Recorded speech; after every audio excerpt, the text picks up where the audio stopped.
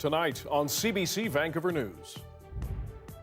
I lost both boys in 5 years. We're never going to stop these deaths until we provide a safe supply. As BC waits to see if Ottawa will decriminalize small amounts of drugs, poison drugs keep killing more people. Also, this is what the kitchen's supposed to look like. That's what the kitchen actually looks like. A CBC News investigation into one of Vancouver's largest rental companies. It's been slammed for violating BC's rental rules. And the very uncanny fact that fire took place 2 days before the fate of the building was to be decided. Coincidence? 40 years after it was torn down, we peer into an iconic Vancouver apartment building and an age-old fight over housing. This is CBC Vancouver News.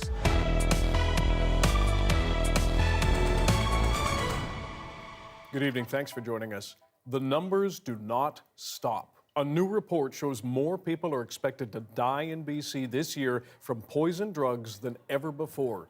As Brady Strachan explains, experts point to two major factors: a toxic drug supply and the COVID-19 pandemic. I have more digitally of Ryan than Tyler because Helen Jennings feels the devastating impact of the opioid epidemic every day. The BC mother lost both her sons, Tyler and Ryan, to drug overdoses. it's a horrible thing to have watched and to fight for the solutions and to see the death rates, climbing. And now Jennings is part of a nationwide advocacy group called Mums Stop the Harm. They want a safer drug supply, among other things. But this province's opioid crisis is only escalating. Heroin has all but disappeared from the market now, the illicit market. And fentanyl is a drug of choice for many, many people. BC's chief coroner says already this year more than 1,500 people have died of a drug overdose, a record that puts BC on pace to surpass the record set last year by nearly 25%. There are families suffering in every community, so much loss. The powerful opioid fentanyl is the main driver. It's been found in the systems of 85% of people who overdosed this year. Another factor, the pandemic that's keeping people apart. Many deaths have happened among those using drugs alone in their homes. Hey. Kevin Yake has lost many friends to overdoses during the pandemic. We always told people to never use alone, to be with somebody, and then the COVID-19 came along. He too wants to see more harm reduction measures for drug users, like a faster expansion of the province's safe drug supply program. The province says it's working towards those solutions with the opening of hundreds of recovery beds. And last week, BC applied to Ottawa to decriminalize the possession of small amounts of drugs. Measures advocates say can't come soon enough. Brady Strachan, CBC News, Kelowna, British Columbia. One of Vancouver's largest property rental companies is under fire once again after it was accused of using bait-and-switch tactics by some former tenants. This after a series of decisions by BC's residential tenancy branch criticizing Plan A real estate for violating rental regulations. The CBC's Kiran Singh has our exclusive details. And the photographs they sent us of this apartment, they were great. They were clean, it looked modern, it looked new. So when we got to the apartment that night, as soon as I walked in the door, not only the smell of the moldy, musty apartment, but just everything, it knocked the wind out of me. When Tiffany McDonald's son signed a lease in September for an apartment in Vancouver's West End with Plan A Real Estate, they expected the apartment to look exactly as advertised on the company's website. The apartment itself, nothing is what the pictures are. This is what the kitchen's supposed to look like. Again, clean, modern. That's what the kitchen actually looks like. That's the bathroom. Like, that shower is full of mold. There's no water drainage in the bathroom sink, and then the patio door is the worst. The two panels of windows, they don't touch. I can put my hand between the two panels. McDonald's says they tried to ask Plan A to fix these issues, but Anup Majitia, the managing director of Plan A Real Estate, insisted if they wanted to break the lease for $1,900. In an email to CBC, Majitia writes that they, quote, were not given a different apartment from the one they rented. The only difference between the pictures in the ad and the actual apartment were the color of the kitchen and bathroom countertops and cabinets, as those were recently updated. Majitia claims Tiffany's son and his roommates knew they were signing a lease for an apartment that was a vacation rental. McDonald says she found out about the nature of the lease after it was signed. She says they were also told to set up a utilities account, something that a vacation rental wouldn't require. In the agreement, it says before your tenancy commences, the tenant is responsible for opening an account with BC Hydro. Failure to do so may lead to disconnection of power and related connection charges. CBC's review of 52 most recent RTB decisions turned up a number of concerns about Plan A's business practices. In 11 of these decisions, it specified that the tenants had signed vacation rental leases rather than traditional leases. In one case, an arbitrator wrote that these agreements are, quote, attempts to rent a unit falsely under the guise of travel or vacation accommodation and contract outside of the act. McDonald says she isn't expecting to get her $1,900 security deposit back. I hope that if I can help one person to not have to go through the nightmare that we went through, it'll all be worth it. Kieran Singh, CBC News, Vancouver.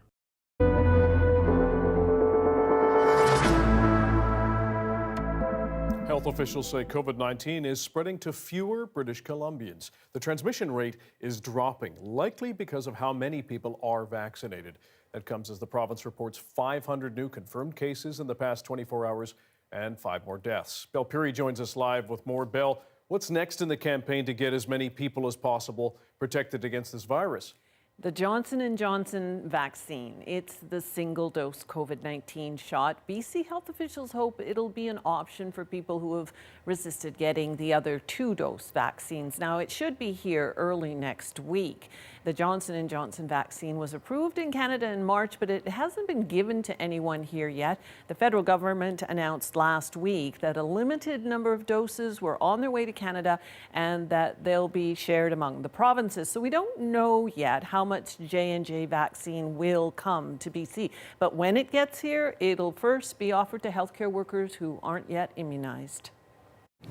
For anyone else, and I know there's been a lot of people who've reached out to me asking for the J&J vaccine, we will have some available, and we will be providing you with the details next week of how you can access this through a central call number.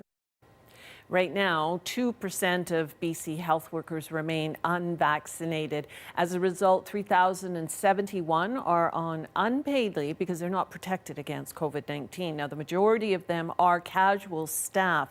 The pressure on hospitals has resulted in surgeries being postponed. Health officials don't plan to let up on their push for vaccines. Despite the encouraging numbers, the pandemic, they say, is still very much here. Now, Bill, the holiday season isn't far off. We know that. What do health officials have to say about those who are trying to make plans? Well, I'd say they're sounding a bit of an alarm in the sense that, if we let down our guard, things could go awry. So here's the message. Keep indoor gatherings small. No numbers have been put in place, but invite just immediate family, not the entire extended crowd.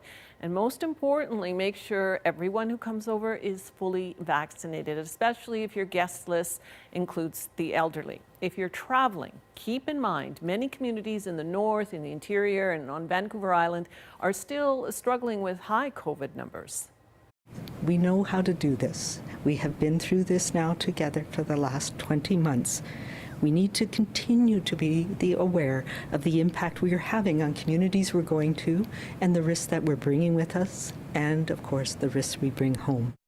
As well, there's the issue of flu shots. You need to get one of those too. So far, there are only 4 reported cases of influenza in the province, but it's early in the season. Dr. Henry says if flu is making people sick, that will compound the effects of COVID.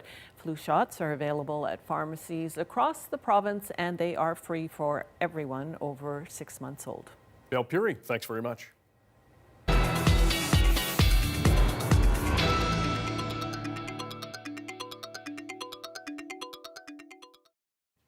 With several parts of the province still cleaning up from that wild fall weather last night, winds brought down trees and knocked out power for thousands of people. Susanna Da Silva has more on the 3rd weather bomb to hit us in as many weeks.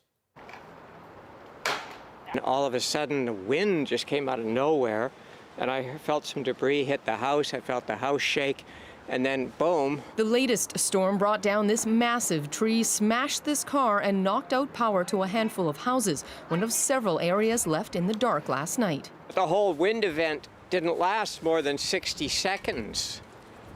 It was very brief, came out of nowhere, and then it was over. We're bundled up, and it could be worse. No loss of life.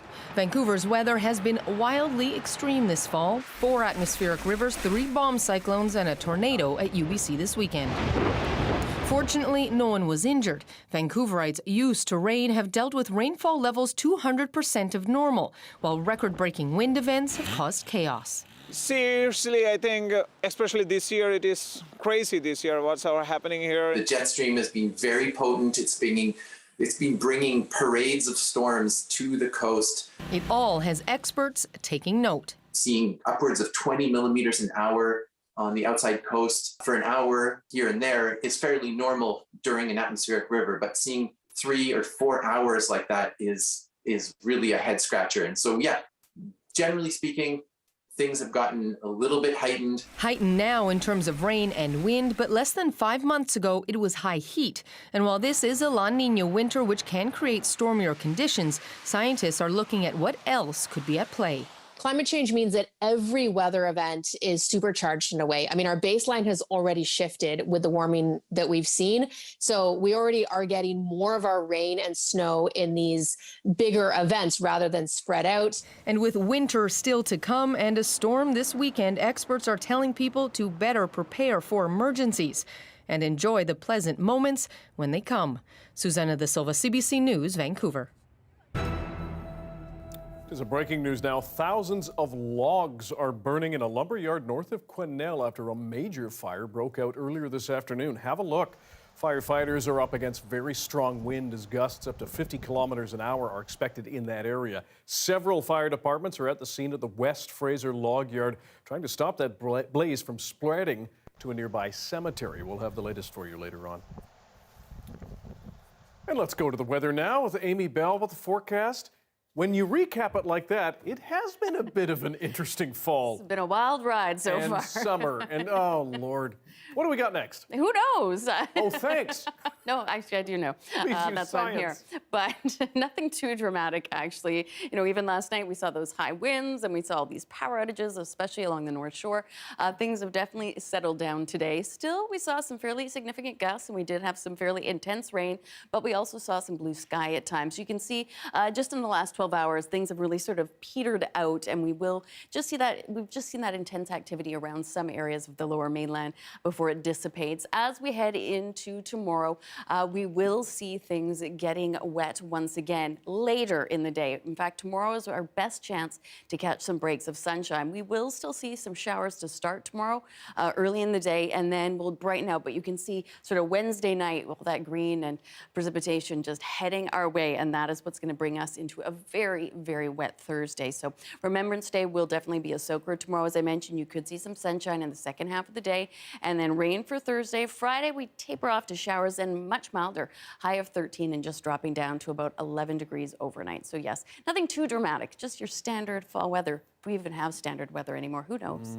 No. That's all I got. Okay. All right. Oh, but we'll have you back. All right, sounds good.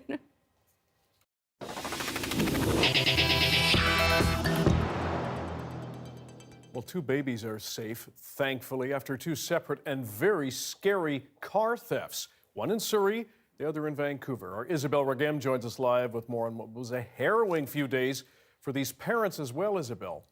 Dan, let's begin with a car theft in Surrey. It prompted an Amber Alert this morning because a 1-year-old baby girl was inside when the suspect drove off.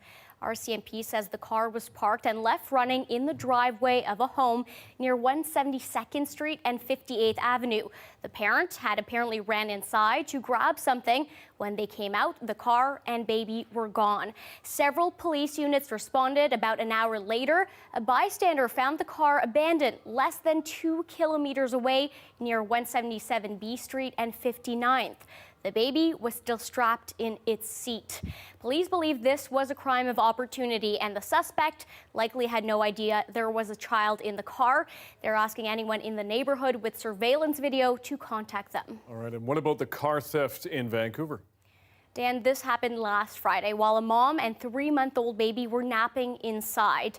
Police say Dad had parked the family's SUV near the International Village Mall in the downtown east side around 3:30 p.m.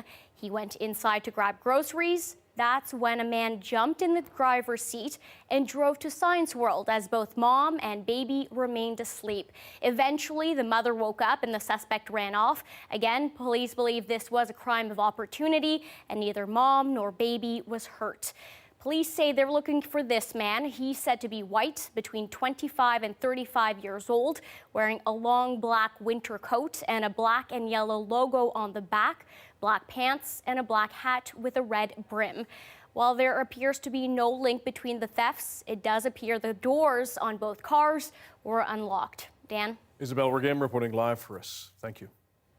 A 25-year-old woman has died after she was hit by a car in Port Coquitlam earlier today. She was hit at Shaughnessy Street and Lobb Avenue and later died in hospital. Coquitlam RCMP say the driver stayed at the scene and is cooperating with them.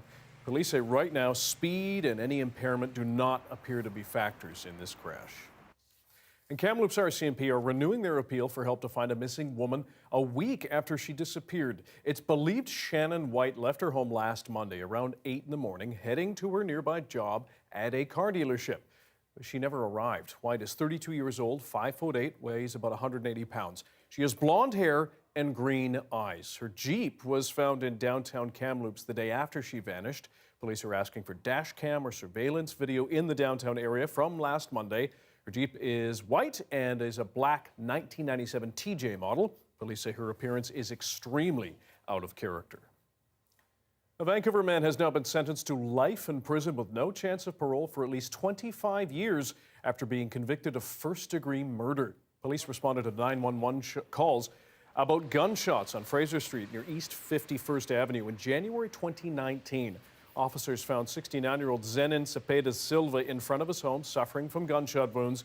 He was taken to hospital and later died. Alvaro Julio Roche Garcia was arrested days after that shooting. Today, he received an automatic life sentence. Vancouver police say they're cracking down on a series of crimes targeting downtown businesses. The latest, a robbery of a grocery store on Robson Street. We believe that a 40-year-old man, entered the grocery store.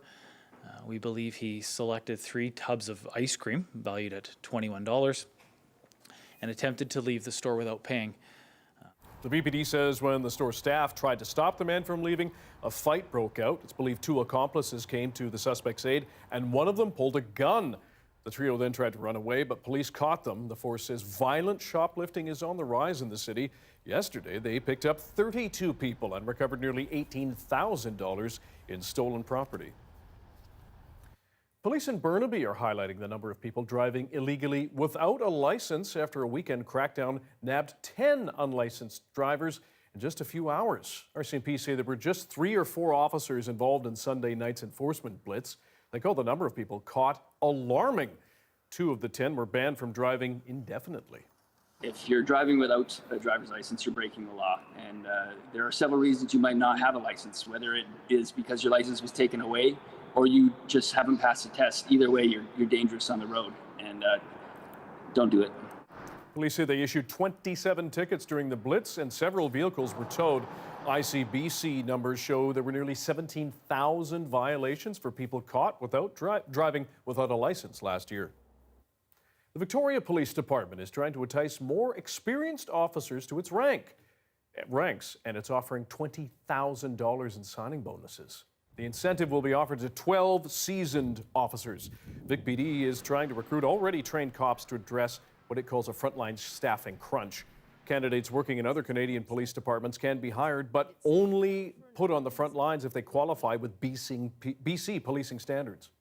This really is coming at a time where we have a really critical need to staff our front lines, and this is a creative way to offer an incentive to experienced police officers who may be considering coming to the Victoria Police Department to perhaps be that one last incentive that they may want to pursue.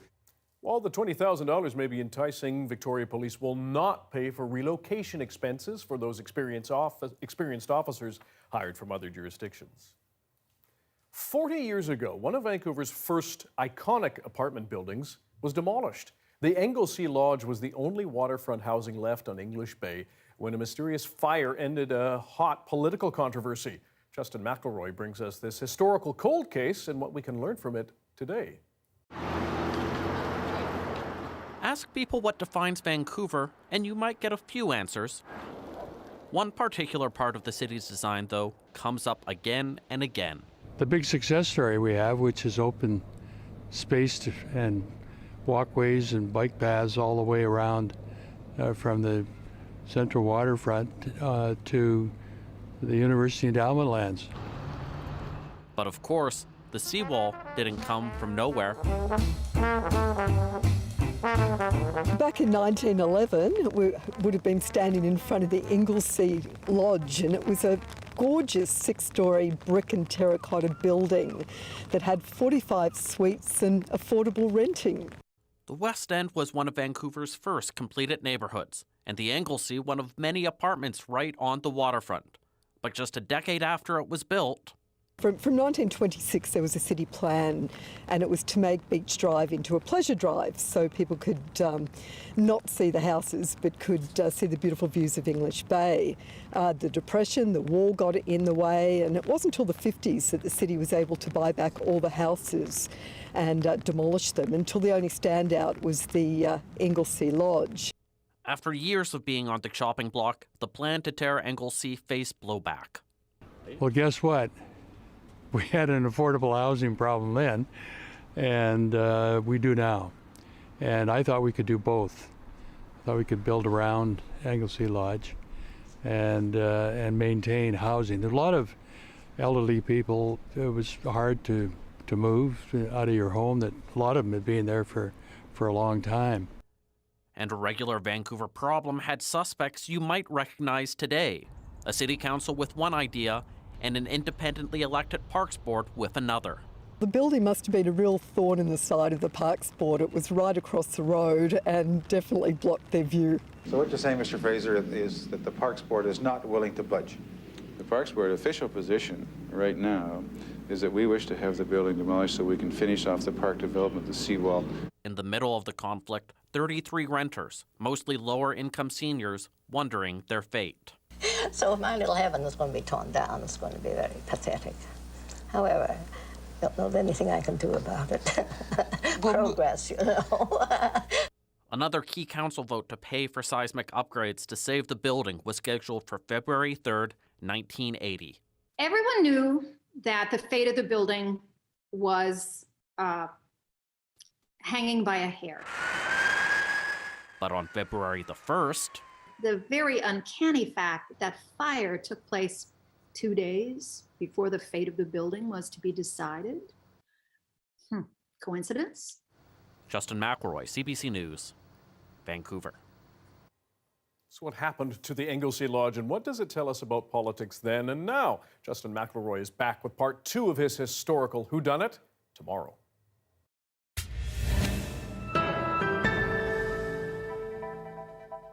The second week of COP26 is turning the focus on the role of healthcare in the global climate crisis.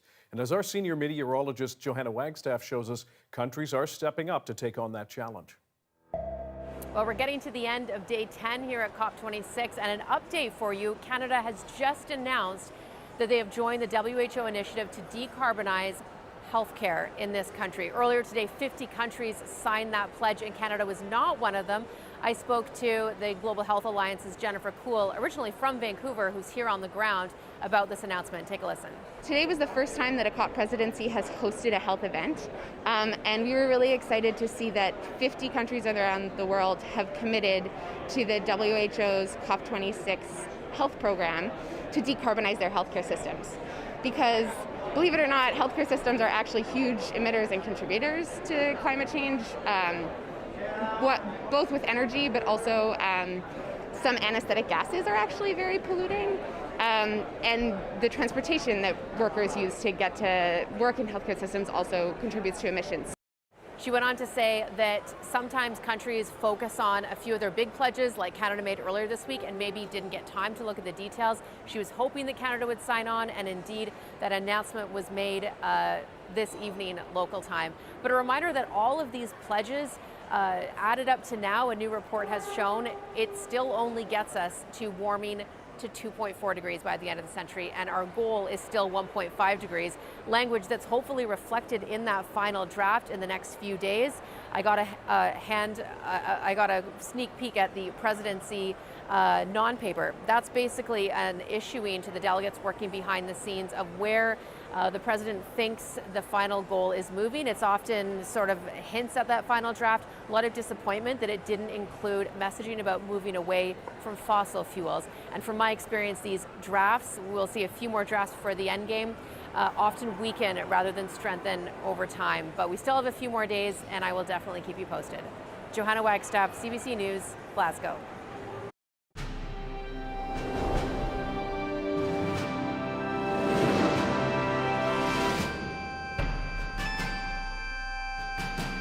This Thursday is Remembrance Day, and CBC Vancouver will have coverage all day for you. That starts at 10:30 in the morning with the ceremony from the Vancouver Cenotaph at Victory Square. That event will be live streamed on all of our social media channels, Facebook, YouTube, Twitter, and CBC Gem, as well as our website, cbc.ca/BC. So for months, they've kept their numbers low, but now COVID is surging in Ontario. Why that's happening and what that province might do about it. Next.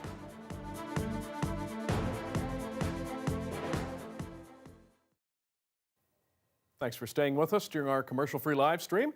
Canada's men's national soccer team is on the verge of its only second FIFA World Cup appearance. The men's team last qualified in 1986. A fan from Newfoundland and Labrador has a piece of history from that game, and he's decided this is the perfect time to send the game ball to Canada's Soccer Hall of Fame and hopefully give some inspiration to this year's players. The place was full, the crowd was ecstatic, there was a party going on, I tell you. It was that many people, they had to put in extra bleachers. Canadians just not allowing the Hondurans to get anything going. It was pretty early in the game when the ball was kicked over the stands. Ian Bridge clearing that into the parking lot over on the far side. We were sat here in the third section, maybe about 4 or 5 rows up. I scurried down between the stands to the water's edge. I also see several other people running for the ball, so that was my deciding factor. Out I went into the river, crossed over, retrieved the ball out of the reeds. When I got up into the bleachers, soaking wet, I took my shirt off and wrapped the ball up in my T-shirt because, well, I figured they'd come and take the ball from me if they found it. And this is where I keep my ball. And as you can see, this ball has all the official markings on it. It's an official Adidas ball. And over here it says official World Cup ball 1986. And it was only about 30 years later I realized the importance of that ball when I see an interview with Dean Murphy, a local sport legend, and he had talked about the most significant memory in his time was that game when Canada had finally made it to the World Cup. Corner kick, swings it in, near post, headed away, and it's in! It's in! Canada has got in front, 2-1! I just about came out of my chair because I had realized that I had to gain ball from that particular game. I wish I had known at the time. I wasn't so young and ignorant to the facts. If I had known then, the ball would have probably been returned to him immediately because this is a big deal. It's had a different life than most World Cup balls would have, and I think it's time now for the rest of the world to see it. It's almost like, you know, this was meant to be. This ball is coming back at this specific time, 36 years later, when nobody even knew the ball existed. I think that's a sign that if we can get this ball in the hands of the team and they can pass it around and use it as inspiration to take them to the next level.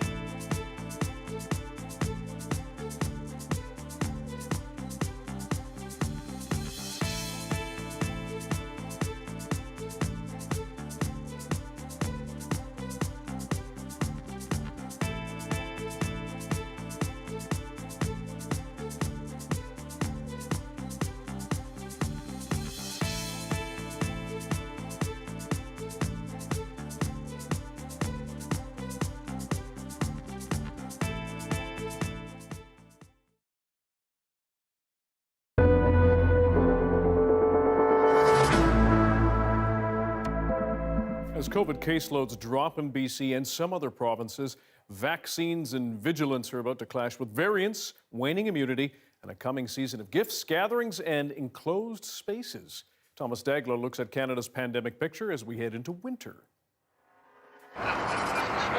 This could be Ontario's clearest sign yet. Lifting all COVID restrictions within months might be harder than first thought. It's nothing short of alarming, not just the number of cases that we're experiencing, but the rate of rise. Very concerned about our public health system capacity. Sudbury is suffering a sudden spike in cases and reimposing masking rules and capacity limits, while across Ontario, we look still okay. We're in a good place, but we're on the wrong trajectory.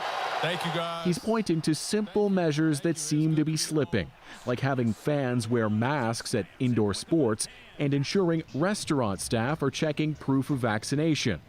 If things get worse, the health minister warns Ontario could still slow its grand reopening in the new year. It is potentially possible, but we do know that there are going to be increases in cases as the weather turns colder, and that has been brought into the equation. Across Canada, there are pockets of concern. Reminders strong nationwide vaccine uptake isn't enough to snuff out the Delta variant. It is especially important for us all to remain vigilant now. Quebec is again seeing case counts creep upward, and in Manitoba, the rise is even more steep.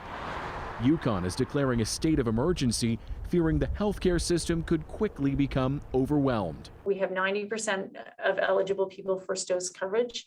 It's not enough.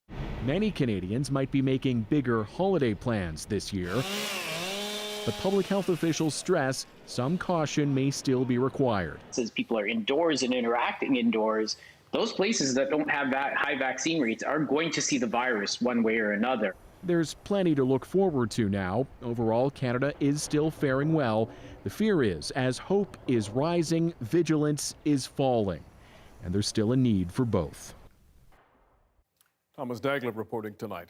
Now, you probably remember your first pandemic winter. Thanks to mass vaccinations, this year will be different. But with the Delta variant still out there and restrictions loosened, how do you gauge risk for you and your loved ones? Christine Burak went to get some advice.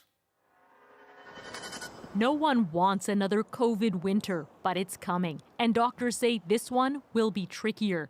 Not everyone is vaccinated. Delta is far more contagious than the original virus, and indoor air is riskier than anyone had thought last winter. This whole pandemic has turned aerosol science on its head.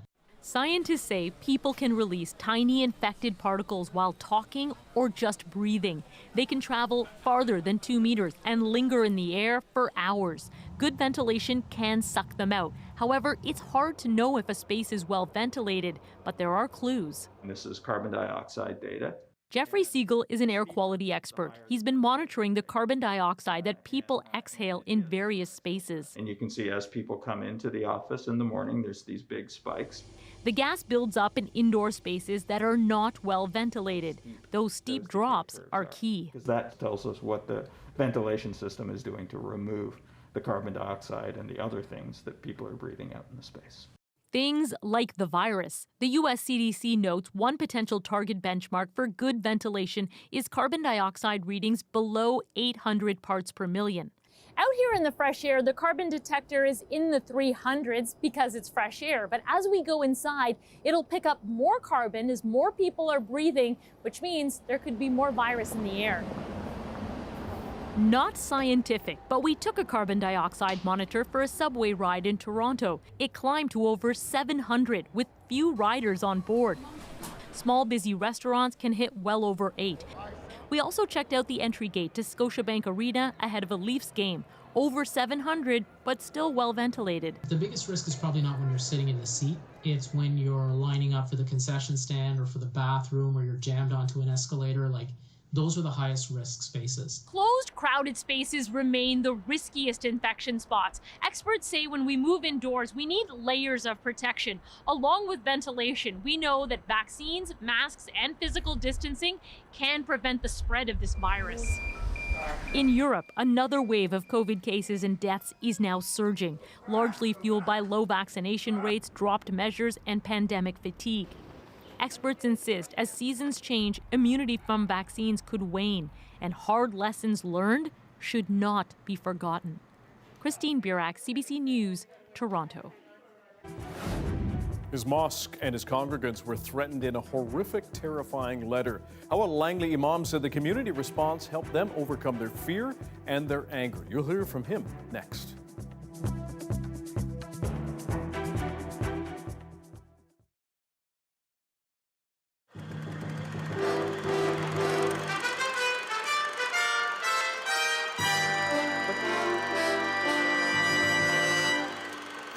A federal royal commission says it could cost more than $150 million to solve the problems of the West Coast fisheries. The effect of all that money will be fewer fishermen. That's the major recommendation of a royal commission into the BC fishing industry. Steve Kruger has more. West Coast fishermen have been plagued by declining catches of salmon and halibut for years. Most fishermen blamed overfishing, environmental problems at the spawning grounds, and government mismanagement. Today, Dr. Peter Pierce released an interim report by his one-man royal commission investigating the fishery, a report that agrees with most of the fishermen's worst fears. Pierce says fish stocks are declining, but actually things aren't as bad as many fishermen believe. The problem is there are too many modern and overly efficient fishing boats chasing those fish stocks. So Pierce proposes that Ottawa create the Pacific Fishing Fleet Development Corporation to buy back a large chunk of the fishing fleet. One of the overriding problems in all our major fisheries is that fishing capacity has expanded well beyond the capacity that's required to efficiently harvest the available catch. So that in all our fisheries, and especially the salmon fishery, which is by far the most important, and the roe herring fishery, there is a very serious problem of excessive fishing capacity. Pierce says some estimates suggest that 40% of the fleet should be eliminated, but he leaves the exact numbers up to the proposed corporation, saying that up to $100 million should be spent to finance the program initially. The coast's remaining fishermen would pay back most of the money spent on the program through a 10-cent a pound landing royalty on salmon. Pierce also agreed that environmental problems are endangering fish stocks and recommended the Federal Fisheries Department be more aggressive in prosecuting polluters and those who overfish. Finally, Pierce was highly critical of past fisheries management. He said the lack of a coherent policy has left the industry in chaos and fostered fear, mistrust, and anger between the people using the fishery resource. Pierce's report now must be considered by Fisheries Minister Romeo LeBlanc. Last year, LeBlanc told a Vancouver news conference that he would try to implement Pierce's eventual recommendations as soon as they were written. But it remains to be seen whether the federal treasury can absorb the price tag for some of Pierce's ambitious recommendations. Steve Kruger, CBC News, Vancouver.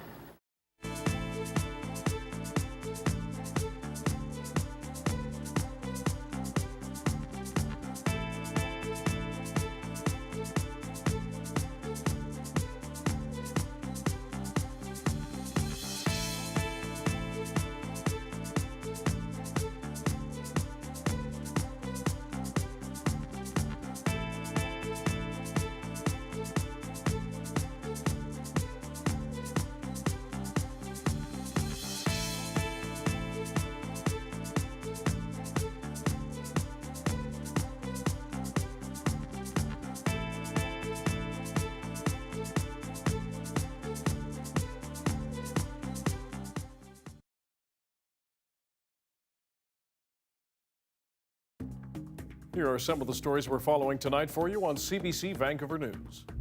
There are families suffering in every community. A horrible thing to have watched and to fight for the solutions and to see the death rates, climbing. BC is still waiting to find out if the federal government will decriminalize small amounts of drugs. Our death toll from poison drugs keeps climbing. The coroner says more than 1,500 people have died so far this year from overdoses, and we're on pace to break last year's grim record. Victims' families are again calling for a safe supply to try to save lives. One of the largest property rental firms in Vancouver is under scrutiny again after being accused of bait and switch tactics by some former tenants.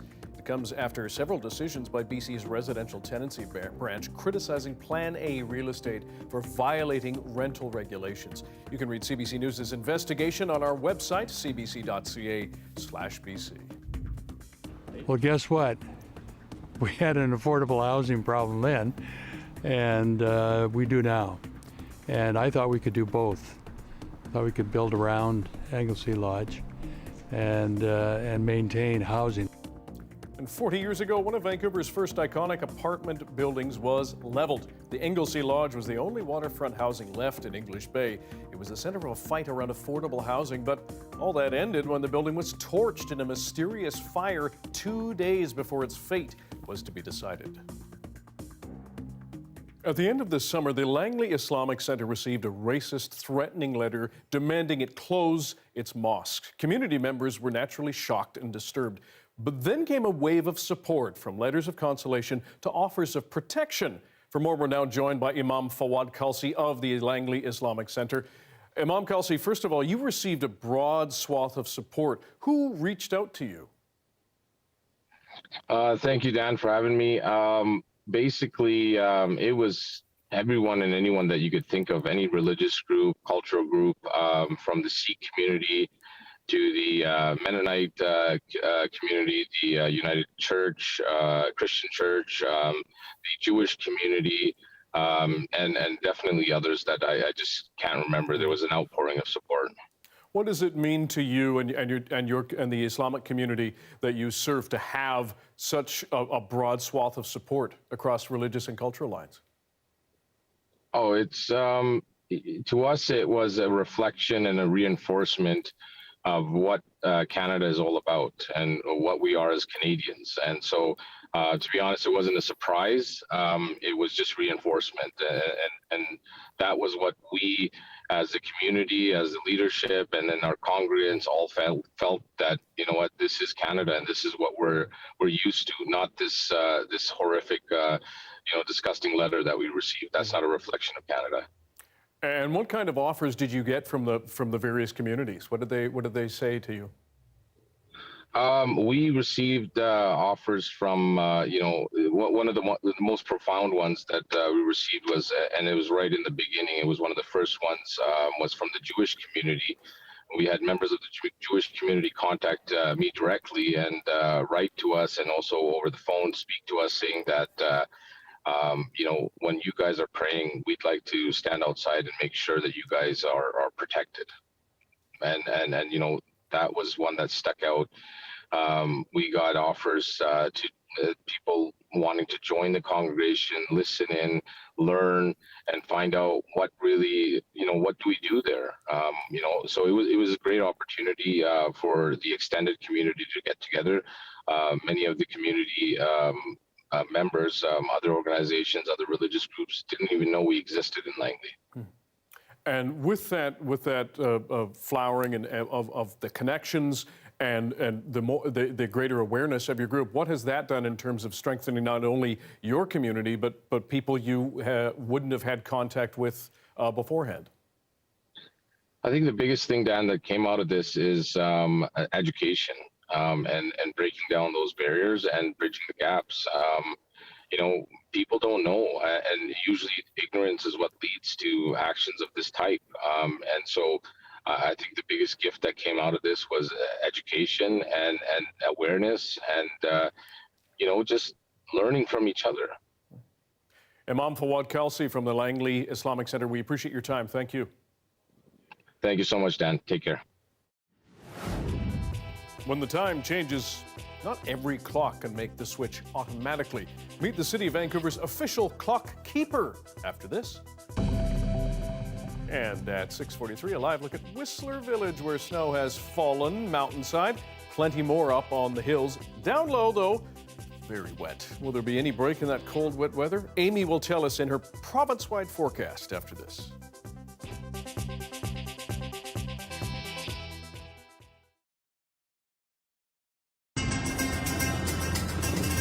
In New Delhi, the world's most polluted capital city, the lockdown effect was dramatic.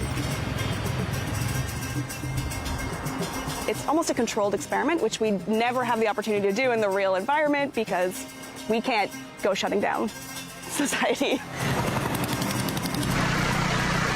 The chemistry of New Delhi's air pollution has stumped scientists for decades because there are so many different sources. If we can tease out the factories from the backyard industries and sort of pull apart this chemical soup and figure out what's really impacting air quality. So how many air monitoring stations do they have? Cora and her team tapped into lockdown data from pollution monitoring stations in India. Their research revealed something completely unexpected. I was shocked. I was absolutely floored by our results. Pollution did drop off, with one glaring exception. The ozone was much, much higher during the lockdown than it had been before. This was very surprising. My first instinct was, better double check this, make sure that I haven't made a calculation error somewhere. Hey, Trevor, come and see this. What are you looking at? Ozone data. We live in a 2 atmospheric chemist household, which means that we can bounce our ideas off of each other. So that's really surprising. We had these blue skies, but just because the sky is blue doesn't mean that the air is clean, unfortunately. Ozone, an invisible gas, jumped by 30% during lockdown. Up in the stratosphere, it protects us from UV rays. But at ground level, breathing it in is like a sunburn on your lungs. The idea is that when you get a sunburn on your skin, there's an oxidation reaction, and the same type of thing happens in your lungs when you're exposed to ozone. It's linked to everything from asthma to emphysema. As smog from factories and traffic dropped off, more sunlight got through. And sunlight is one of the ingredients to the formation of ozone.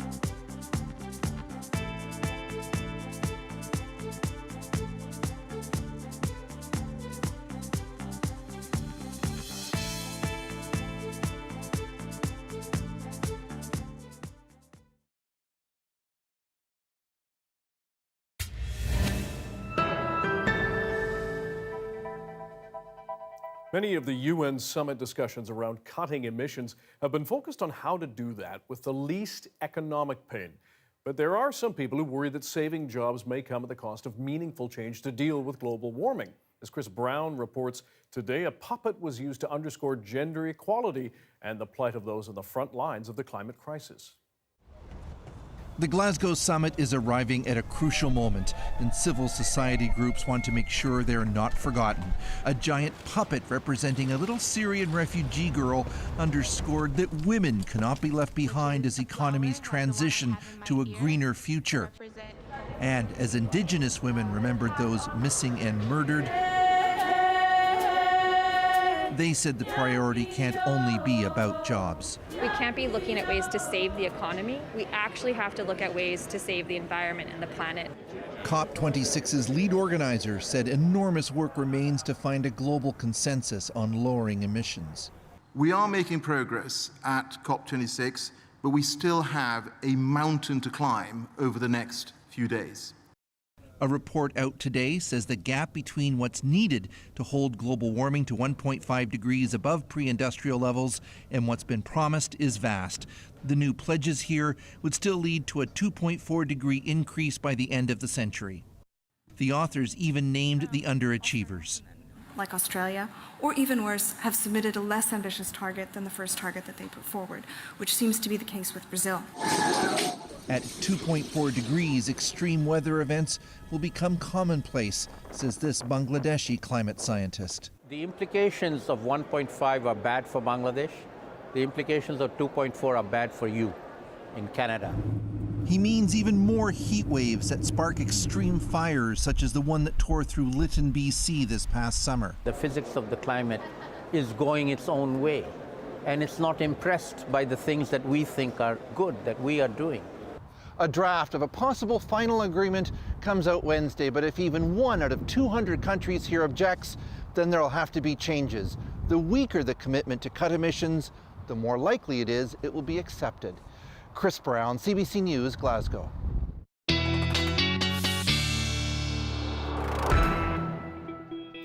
Amy Bell is back with the province-wide forecast. Same old for the South Coast. Yeah. It's wet, very consistent. windy. Yeah. I wouldn't say our weather's been consistent lately. We've kind of had a lot going on. Sure, if you look at the evidence, that Double word was wrong. rainbows, weather bombs, tornadoes. At least it ended up on Instagram. This is true, yes. We're looking a lot calmer today. Just wet, a little windy. We can handle that. Cooling off nicely. We're just sitting at 7 degrees in Pitt Meadows, 8 at the airport, 6 degrees in West Vancouver. It has been cooler, but by the end of the week, we'll actually start to see things warming up. So we'll take a look at tomorrow. For the 24-hour forecast, we'll catch a little bit of a break here on the South Coast, but that low has just been sitting over the interior today. So we're gearing up for that next monster of a system to make its way over there. It's just rain. It's not really that impressive, but it will be a lot of precipitation heading our way tomorrow night, and then we'll get a wet Thursday out of it. Tomorrow we'll just start off with a couple showers. They might linger into the afternoon, but then we'll dry out and see some brighter spots. So soak up that sunshine when you see it, because it will be disappearing for a little while, and then we'll just get into regular soaking weather. For tomorrow, though, for Comox, Tofino, you'll start off with the sunshine, and then you'll head into the showers a little bit later. You're sort of ahead of us in that system will hit you first. We will head into it later Wednesday night.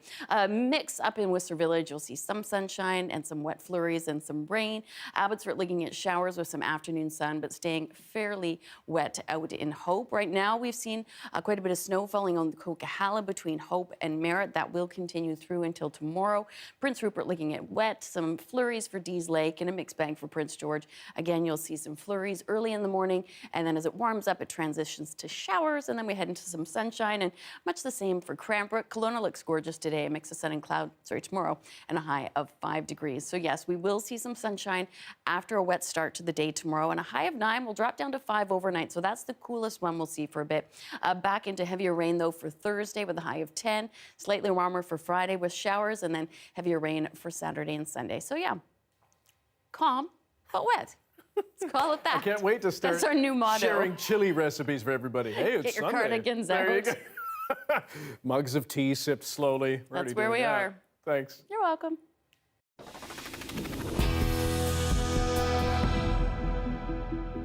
The Montreal Canadiens star goalie says he's dealing with a substance abuse problem. Carey Price is just back with the Habs and shared this in an Instagram post today. Over the last few years, I've let myself get to a very dark place, and I didn't have the tools to cope with that struggle. Last month, I made the decision to enter a residential treatment facility for substance use. Things had reached a point that I realized I needed to prioritize my health for both myself and my family.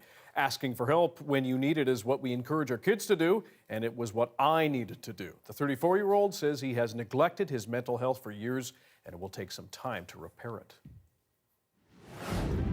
Your phone probably did all the work for you, but when the clocks changed early in the morning on Sunday, for many of Vancouver's clocks, they needed a fix. We meet the man whose job that is next.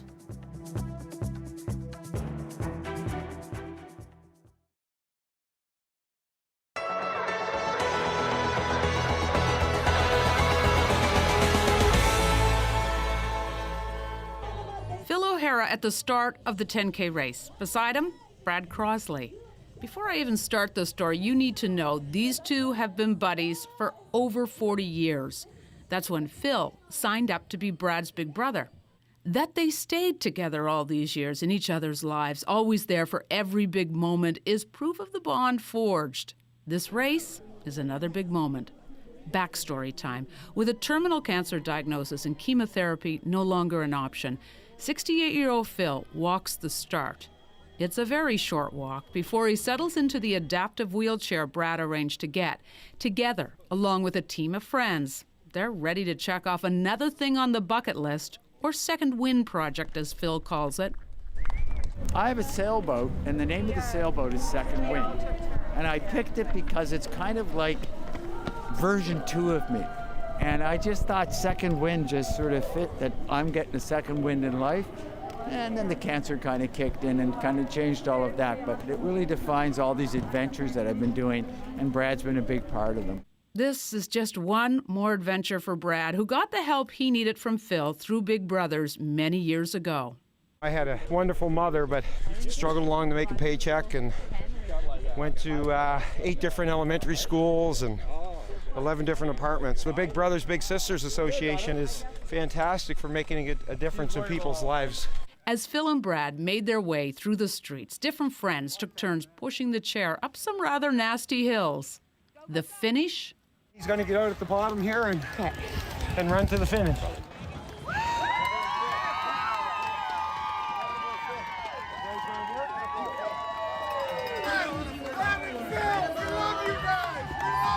It doesn't get better than this. This is just a milestone moment. I mean, I'm just tearing up. To be with here, Brad, and all these people around, it's just remarkable. To come across the line together was just awesome. It's just for him and his emotions, and living life every day to the fullest, and this is a part of it. Even when you have a diagnosis you never want to hear, you can always choose your response. I had 2 choices to make when I found out about the cancer. One choice was just roll over and just go with the punches and lie in bed and wait to die. And I decided I was going to live life as big as I could. And we just made a list of things we're going to do, and Brad and I have done a bunch of adventures, and this was just one of them. And this is what living life as big as you can looks like.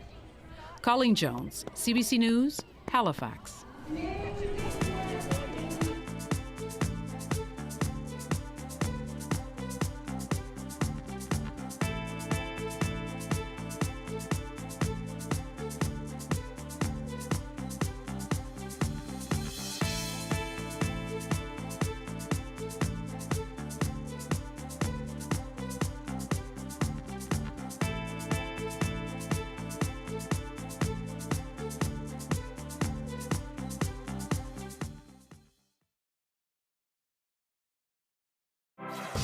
Hi, I'm Amy Bell, and here's what's in your CBC Vancouver inbox. The Vancouver Podcast Festival returns. Enjoy virtual workshops, panels, and networking, and hear from acclaimed podcast creators, hosts, and producers. Learn more at vanpodfest.ca. And never miss a special programming series or contest. Subscribe to CBC Vancouver's e-newsletter at cbc.ca/Vancouver inbox and keep connected with us.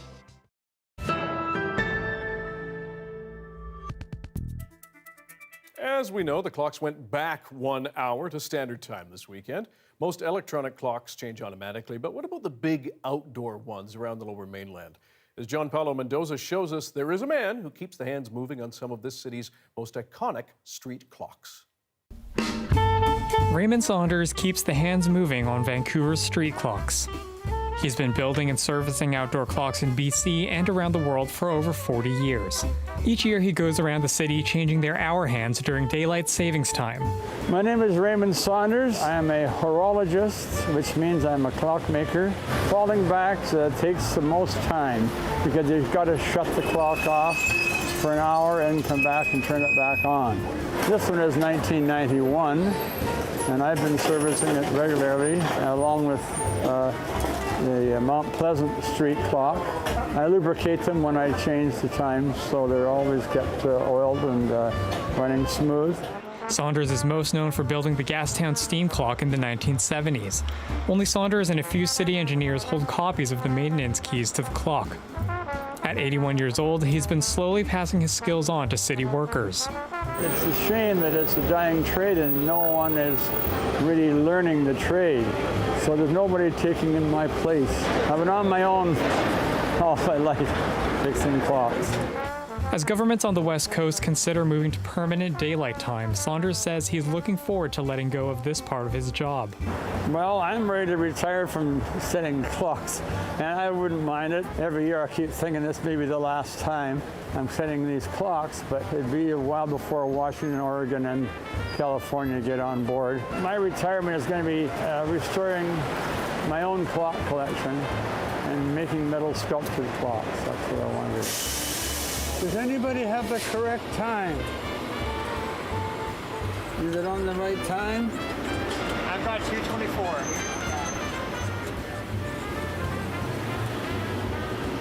That's pretty close. Well, except that's good for enough for Gastown. John Paul Mendoza, CBC News, Vancouver. Keep on ticking, Harold. Thanks for joining us tonight on CBC Vancouver News at 6. You can watch our newscast on CBC Gem, the free app. You can also catch us on Facebook, Instagram, and YouTube. And don't forget our website, cbc.ca/BC. Your next local news is at 11 o'clock tonight, right after the National, with Isabel Regem.